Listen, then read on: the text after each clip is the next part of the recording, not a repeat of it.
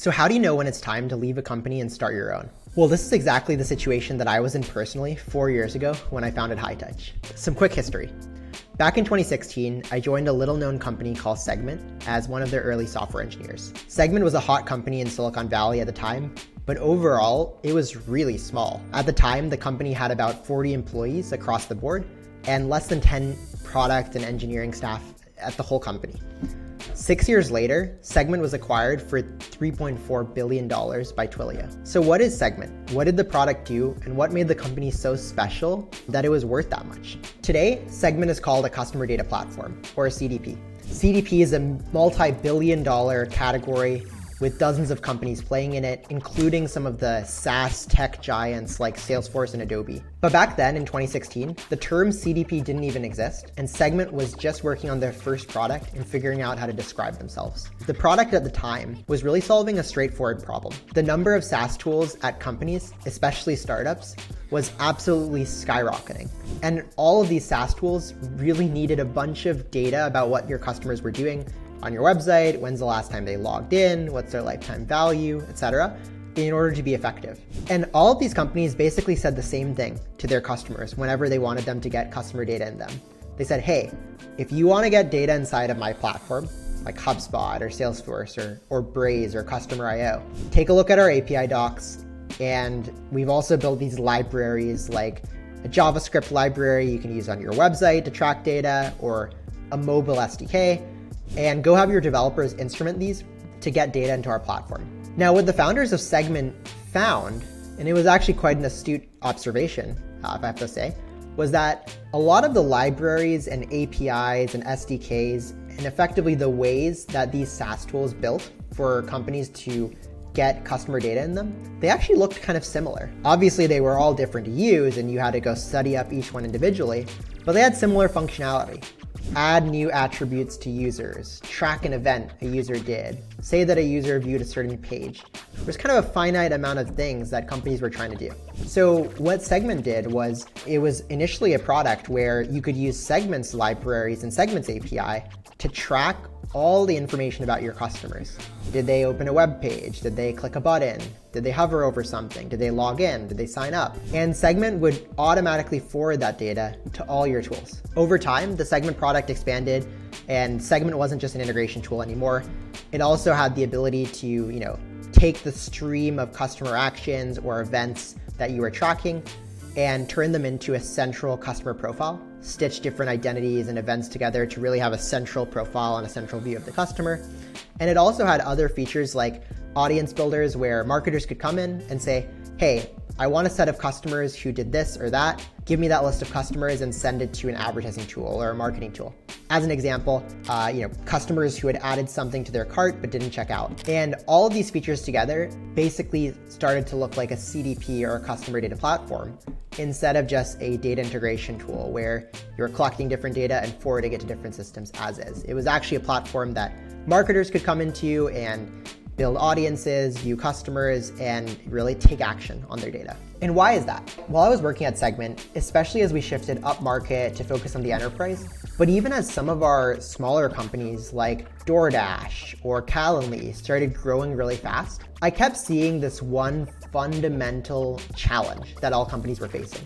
And that was that if you use Segment, you had to first get all your data into Segment and built in Segment in the Segment format. There's spec for what a user looked like, or you had to collect all your events in a certain way, like product added, cart checked out. And this wasn't really just a Segment problem. Every other CDP or customer data platform was facing the same issue. In fact, other marketing tools and CRMs had the same problem as well. And that problem is that no solution like Segment or Salesforce even was going to be the source of truth for all of a company's data, period. To get value from a CDP like Segment, you have to collect all your data the Segment way and send it to Segment. But when we would walk into an enterprise, there was already a lot of data in tons of different places at the company. And asking them to go collect all their data a new way is just a really big thing to ask a customer.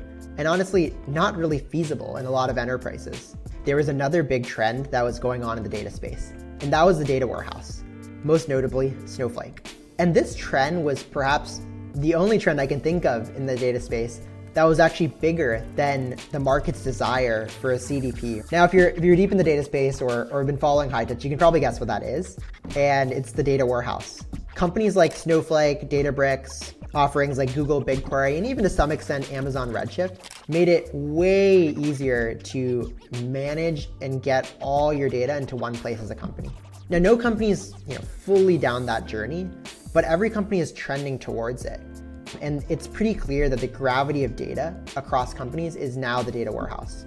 At the time that I joined Segment, Snowflake had maybe like 100 customers. By the time I left, it was the biggest software IPO of all time. Literally broke a record with the NASDAQ. So what's wrong with Segment? As I began to look more closely at Segment, I realized that traditional customer data platforms, or CDPs, had several core problems. I don't want to bore you. We've written a bunch of blog posts about this, but I'll give you, the top few reasons that I've seen with customers. So one is just poor time to value.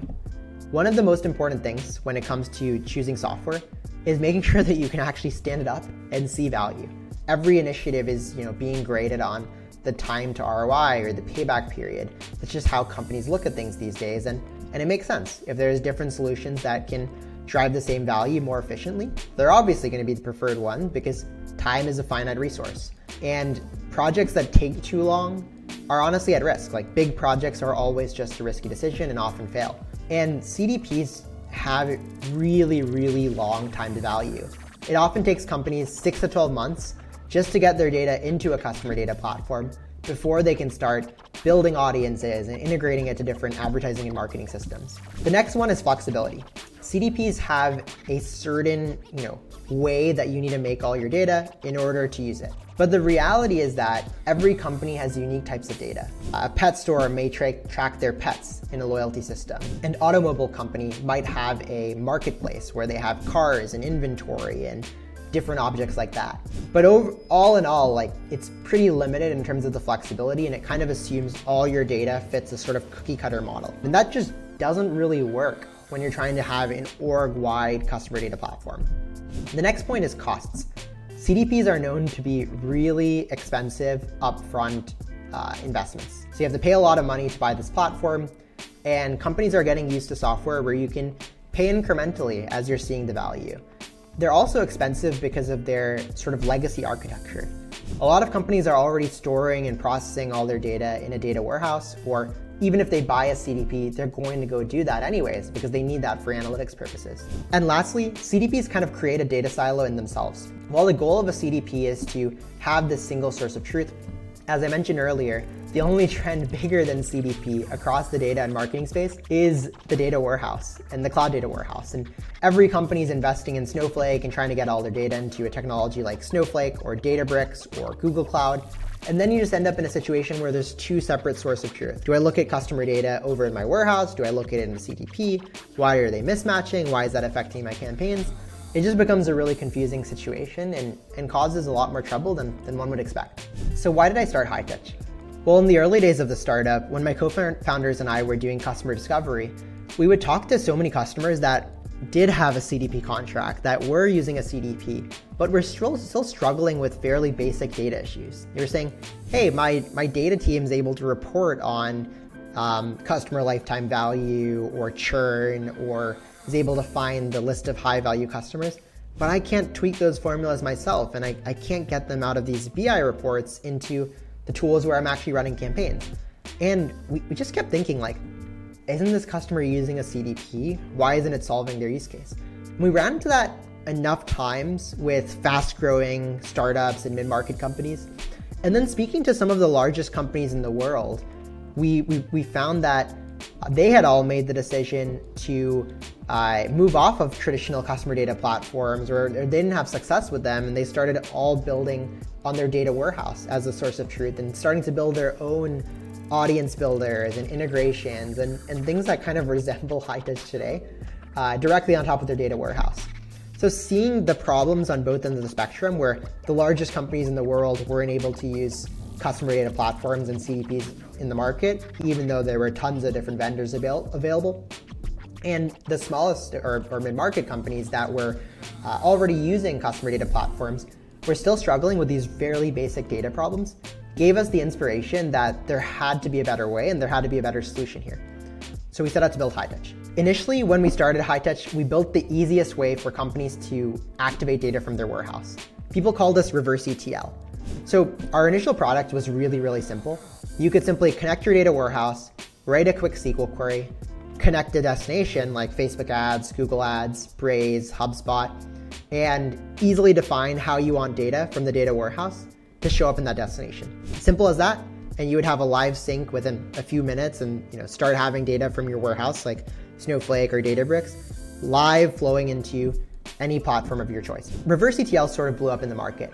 While it was a concept before, there was no real term for it, and a bunch of companies were just looking for something to solve this problem. They had valuable data that they needed in end systems and were building their own in-house scripts or uploading CSVs every day, or whatever it was a painful process to get it in there. So when we coined the term reverse ETL, it sort of exploded as data teams and even marketing teams at various different companies heard of Hightouch and were like, I've been looking for a solution for this. On top of reverse ETL, we ended up building a bunch of add-on products. One of them that's quite popular now is called Customer Studio. And it's basically built on the idea that activating your data can't just be for data teams and people who know SQL. Everyone in the business, especially marketing teams, want to get their hands on data and start activating it across all the platforms they use.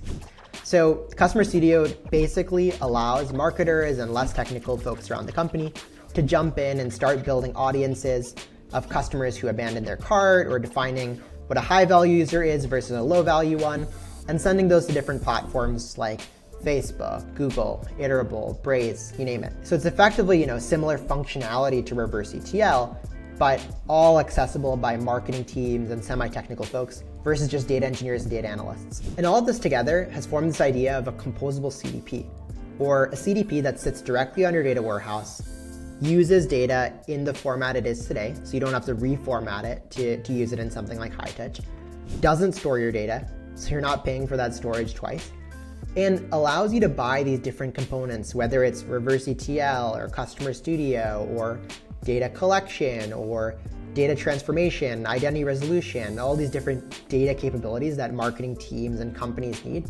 separately.